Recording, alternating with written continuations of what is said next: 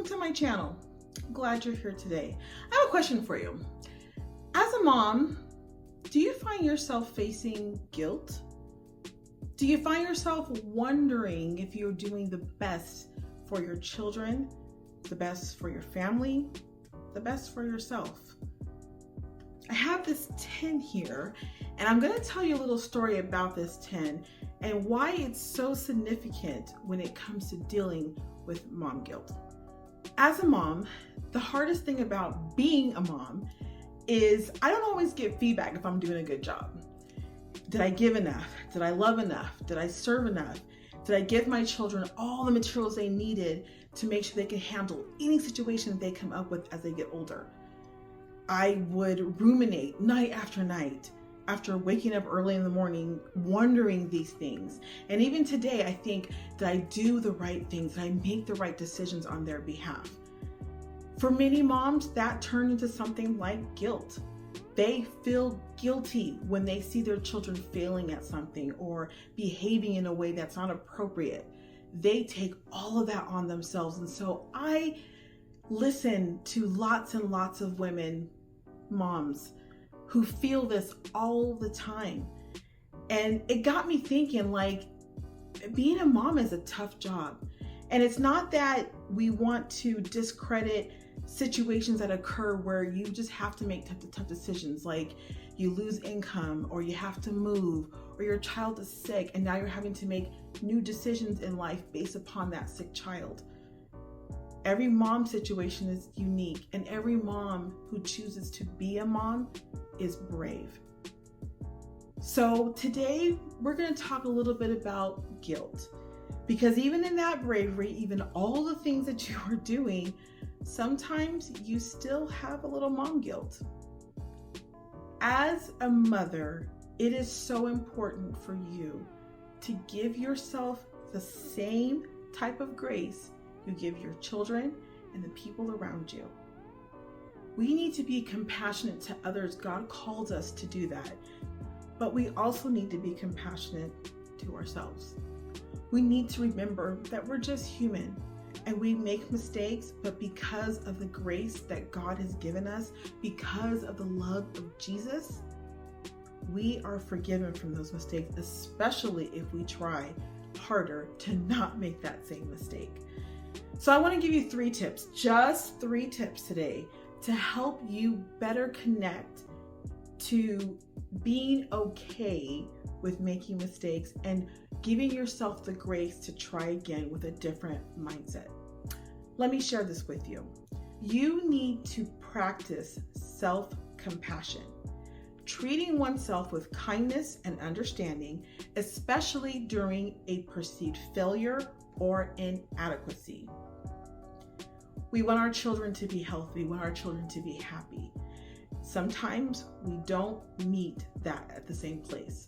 Sometimes they're super healthy, but they're not happy. Sometimes they're happy, but they're not that healthy. So we pour more in, thinking that it's gonna make things even, more balanced. And many times it doesn't.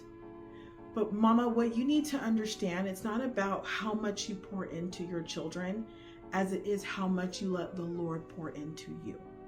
You can only give your children that which you have received from God first. And if you're always pouring in of yourself, you're going to find yourself running empty. I had a conversation with a mom about this specific thing because she was running from one end of town to the other, trying to help her kids meet all of the fun expectations, all the sports expectation, and all the academic expectation. And it was driving her to nothing. By the end of the day, she was so tired and she just felt like she had nothing left, not even to have a conversation with her husband. We shouldn't have to live like that. We should make things less complicated because it's going to be good for your health. And in turn, your children are watching you and they're going to learn how to make those same steps in their adult life. And it will be helpful for them. So let me just share those 3 points with you, praying that you will receive it and apply it, and you will start seeing changes in your family structure. Okay, the first thing I want to bring to the table, so step number 1, creating milestones. Milestones of events that occur in your family. So if we're talking about a mom who has little kids, maybe one of the biggest milestones is the baby standing on their own, or they're learning how to walk, or they were able to do something like feed themselves or some major accomplishment. We tend to celebrate those moments, right? Their first birthday, their first teeth, we celebrate those experiences. But even as our children get older, they can still benefit from experiencing the celebration of milestones. So we usually do first day of school. What if we do things like the last day of school? What if we do, hey, you survived the end of the week? We're going to celebrate. Celebrating milestones is so crucial to showing our children how to celebrate wins in life. There's always going to be things that are going to be difficult and tragic, so we have to celebrate the good things that happen in our life. On Fridays, I would take my kids out and we would celebrate surviving the week. No matter what had been going on that week, whether it was good things or bad things or something in between, I wanted to make sure that we were celebrating the milestones that we accomplished. I accomplished milestones, they accomplished milestones, and we were going to celebrate.